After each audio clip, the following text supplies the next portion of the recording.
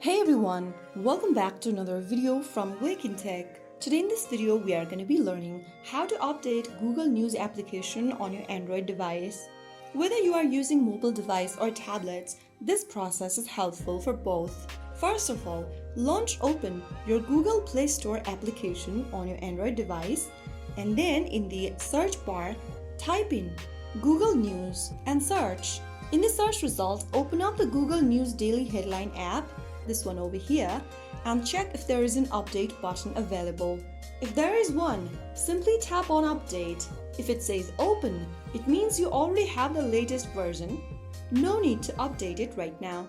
Once you tap on update, this will download all of the necessary updates from the app, and once updated, you can tap on open to launch the latest version of Google News on your Android device. And that's it. You will be able to update your application just like that in a few simple steps. If you found the video helpful, don't forget to like, share and subscribe to the channel. I will be back again in the next video. Thanks for watching.